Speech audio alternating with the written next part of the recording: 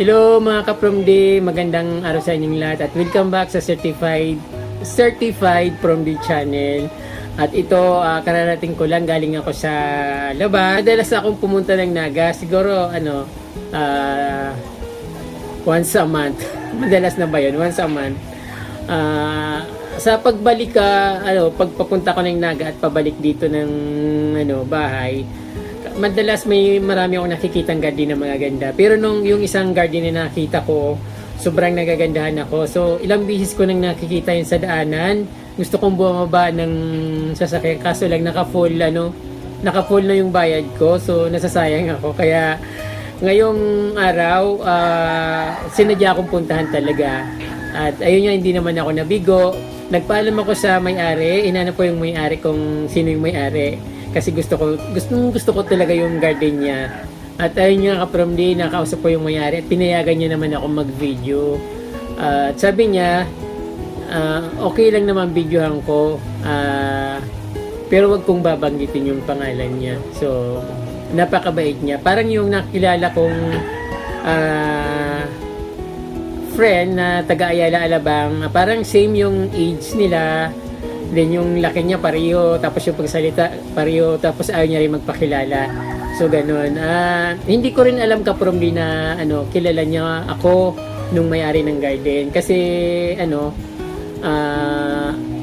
bigla siyang napatanong sa akin kung nasaan na yung kinukumusta niya yung silver button na halaman. So nagulat ako.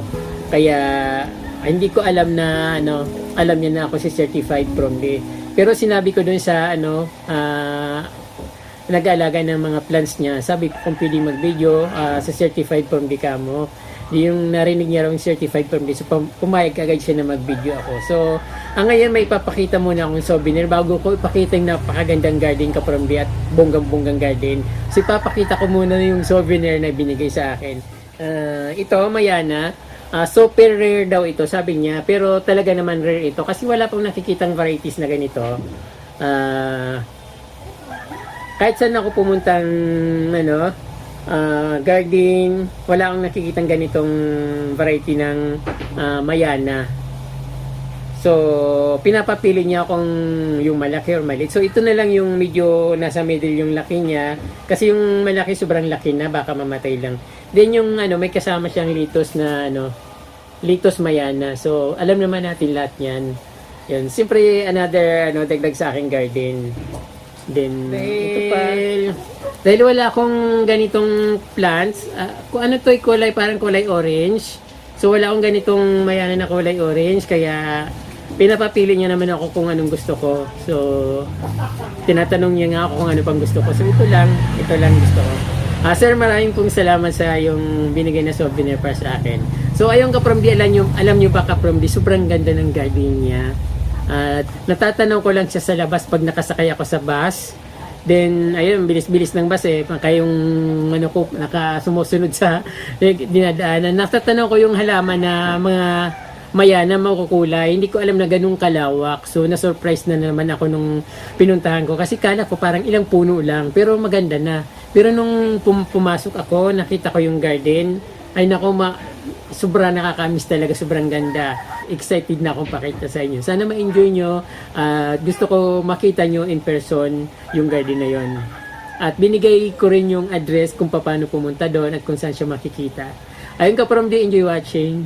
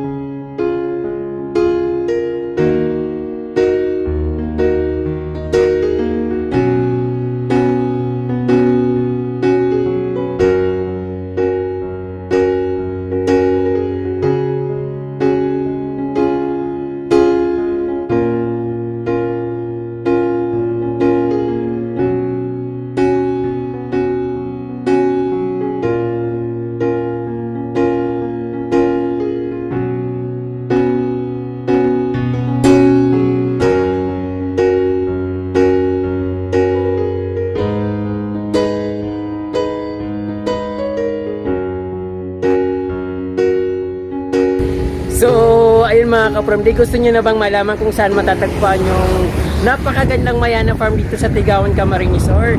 Kaya nga from day yung nasa likod ko ang anong farm, napakadali pong puntahan. Dito lang po siya sa tabi ng highway. So ito po mga ka-from day, yung Green World Farm dito sa barangay Hingaroy, Tigawan, Camarines Sur. Farm tour and plans for sale. Opens on February 1. So opening pa lang po ito ka-from day, pero pag pumasok kayo, sobrang ganda. At yun yung pinakita ko sa inyo, yung Mayana World. Talagang napakaganda. Talagang na-miss talaga ako ka-from day. First time ko makita ng ganong kadaming Mayana at ganong kagandang mga tanim na Mayana. So open ito ka-from day ng 8 to 5. Ayan po ka-from day, Green World Farm dito sa Tigawan, Camarines Sur. Makatis ka, pero hindi talagang pinuntahan ko siya kahit na medyo alanganin yung oras, tanghaling tapat, napakainit. So talagang dinayo ko siya dito. Ang nakakatuwa niya ka from day, hindi ko alam na yung may-ari nito ay ka-from day pala. So may tinatanong siya sa akin kung nasaan na yung silver button ko. Nagulat ako kasi siyempre hindi ko naman alam na kilala niya ako dito.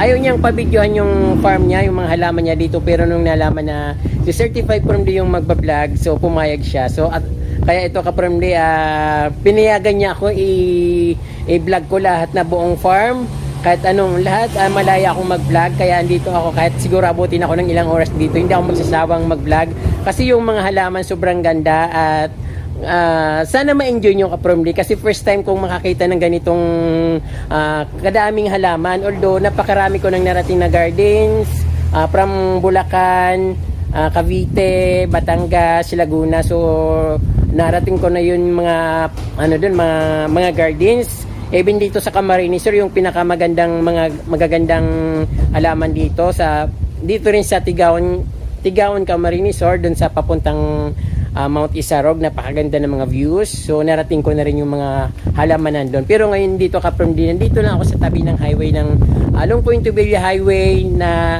napakadaling puntahan. Kung nasa Naga ka or nasa Lagunoy ka, Guwa, San Jose, Ocampo, pag sumakay lang kayo ng jeep or bus papuntang vice versa, Lagunoy, Guwa, Lagunoy, Naga. So pwede nyo madaanan tong farm dito na napakaganda. Bababa lang kayo sa Hingiroy, Tigaon, Barangay Hingiroy, Tigaon, sa harap ng Catholic Church at Sheena College dito sa Tigawan, Camarines Sur. So napakaganda at ma-enjoy nyo talaga. 25 pesos lang yung entrance. Sulit na sulit. Napakadaming halaman na makikita at ma-enjoy nyo. So siguro within isa't kalahating oras hindi nyo pa matatapos yung pag-ikot ng mga panunod ng mga halaman dito sa sobrang dami. At hindi lang yung ka-from day, mayroon pa silang farm na nasa dulo pa at mayroon pa silang fish pond, pwede ka mag-fishing.